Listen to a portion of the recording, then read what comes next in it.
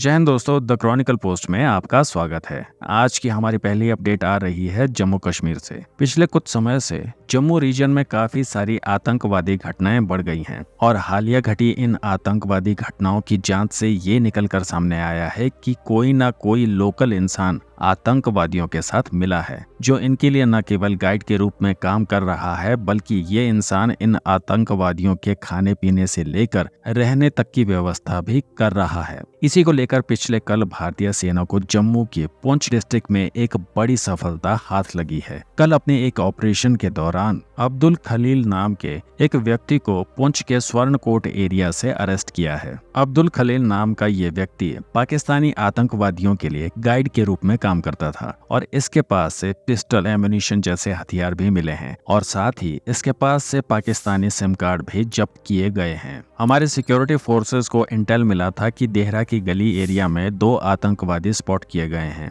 और इसी इंटेल के आधार पर भारतीय सेना उन दोनों आतंकवादियों को ढूंढने के लिए गई थी। लेकिन हमारे सिक्योरिटी फोर्सेस को वो 2 आतंकवादी तो नहीं मिले, पर यहाँ पर ये अब्दुल खलील नाम का इंसान मिला जो उन दोनों आतंकवादियों को लेने आया था। खबरों के अनुसार अब्दुल खलील नॉर्थ कश्मीर बांदीपुर एरिया का रहने वाला है। फिलहाल भारतीय सेना अब्दुल खलील से पूछताछ कर रही है।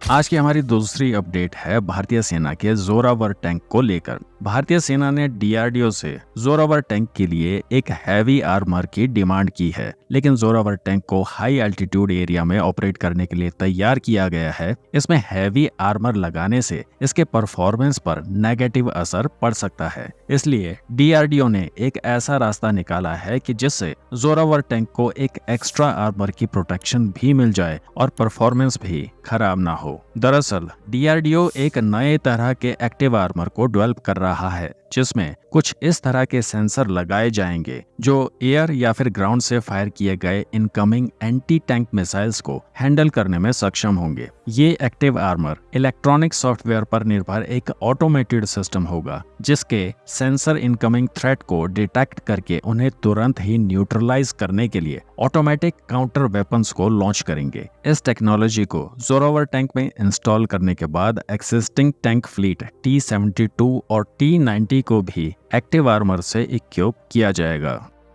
और हमारी आखिरी अपडेट आ रही है उड़ीसा कोर्ट के उस फैसले को लेकर जिसमें चीन के एक कार्गो शिप को उड़ीसा के पारादीप बंदरगाह पर डिटेन करके हिरासत में ले लिया गया है। दरअसल चीन का एक कार्गो शिप जिसका नाम MJ He बताया जा रहा है, वो उड़ीसा के पारादीप बंदरगाह पर कुछ कंटेनर्स को लोड और अनलोड करने के लिए डॉक हुआ था और उस समय स्कैंडी ट्रेडिंग लिमिटेड कंपनी, जो कि एक साइप्रस बेस्ड कंपनी है, उसने उड़ीसा हाई कोर्ट में केस फाइल किया और कोर्ट से कहा कि इस कार्गो शिप की ओनर कंपनी ने उसकी पेमेंट क्लियर नहीं की है। लंबे समय से उनके ड्यूज पेंडिंग पड़े हैं। कंपनी ने कोर्ट से मांग की कि इस शिप को डिटेन किया जाए। ये चाइनीज कार्गो शिप पारादीप बंदरगाह से रवाना होने वाला था, पर कोर्ट ने चाइनीज शिप को तुरंत ही डिटेन करके पोर्ट के ऊपर रोके जाने का आदेश दे दिया। इस चाइनीज कार्गो शिप की कंपनी ने स्कैंडी ट्रेडिंग लिमिटेड कंपनी को 99,81,000 रुपए का भुगतान करना था, जो कि लो सल्फर मरीन गैस ऑयल की पेमेंट थी, जिसके लिए स्कैंडी ट्रेडिंग लिमिटेड कंपनी ने उड़ीसा हाई कोर्ट में केस फाइल किया और सबूतों को देखने के बाद उड़ीसा हाई कोर्ट की तरफ से चाइनीज कार्गो शिप को डिटेन कर दिया गया।